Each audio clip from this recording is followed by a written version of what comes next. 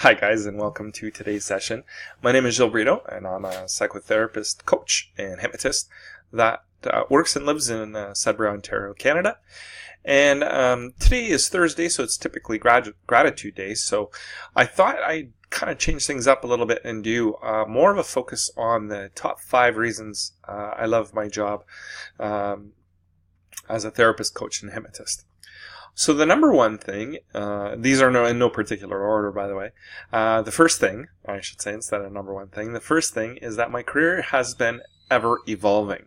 What I mean by that is I graduated from Laurentian in 1993, Laurentian University here in Sudbury. And since that time, I've probably taken 50 to 100 different courses, anything from hypnosis to neurolinguistics programming, just a whole bunch of different things that kept on challenging my own flexibility in working best with clients. One thing I must say is I really do enjoy the process of learning, and it's ever evolving. I always want to find more new, different ways to help clients. So that kind of leads us into the second point, which is that my job as a therapist, counselor, coach, hypnotist is extremely challenging. It's challenging in this sense, not that my clients are challenging, like meaning challenging personalities, but the issues that they come in with. The challenge to me is always about the ability to deliver my best.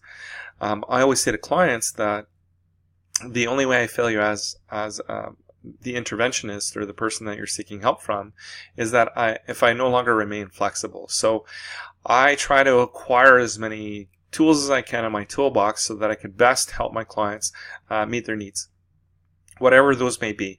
If that's from a spiritual component, maybe I tap into the courses I've taken more on spirituality, or if it's more about cognition and cognitive distortions, that kind of stuff. So it's ever challenging. And the thing that's really changed too, especially in the addiction field, is that clients are coming in a lot more complex. Like they're not just coming in with a single issue, they're presenting many more issues than just one. As human beings, we're kind of complex creatures, so the challenge always remains to give the best possible care to every single person that I see. The next point number 3, is the independence that my job creates. So in my life, as I've mentioned here before, I have a 16-month-old son. So the independence that I have is that my days usually start around noon. I have a colleague here in my office that she sees clients early morning, so she's usually in around 8. But my preference is seeing clients later in the day, and it fits well with my own timetable, meaning I like kind of easing into the day, spending time with my son and my partner, and then usually work with clients from noon till about 7 o'clock in the evening. I also have not worked Fridays in a long time. Now again, people could say, well, if you saw clients on Friday, you can make more money and all that kind of stuff.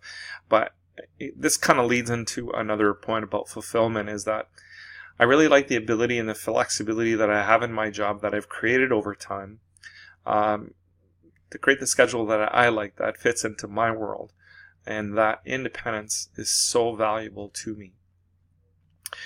The next point is that my job is extremely rewarding. Now, rewarding in this, just recently this week, I've had clients who've had tremendous struggles for the last year. One client with 2 years being away from work, and just the sense of joy that she had in her ability to finally be able to return to work and be successful. There's a tremendous sense of reward that I was a link in the chain of change.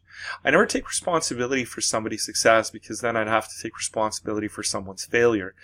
I really just believe that I'm a link in the chain. Nobody special, just somebody that was able to be there for that person when they needed it.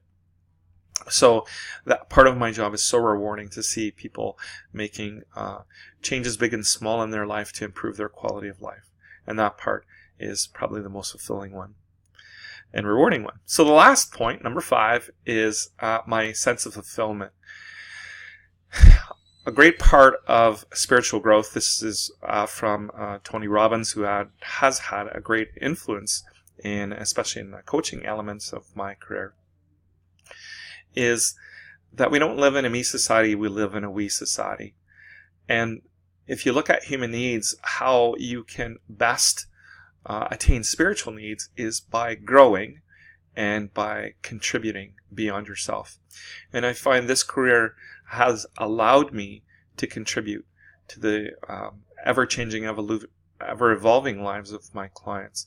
So it's really about giving back. And in session, I try to give to my absolute best to my clients so that not only do they feel like they're heard and that I'm present for the issues that they're dealing with, but I also have this real deep sense of fulfillment that I'm making a difference in contributing to lowering stigma in my community and beyond. One of the key concepts from Tony is CANI, and I think these 5 points that I've just elicited today really captures CANI, and CANI stands for constant and never-ending improvement. And I think more than anything else, my job as a therapist allows me to do so. It allows me to do that not only effectively with my clients, but also with myself. That's what I love most about my job. So that's it. Thanks for joining me today. Please, I'd love to hear from you. Comments, likes, any other questions that you would like to have answered, I'd love to hear from you. Have a great day, and we'll speak to you soon.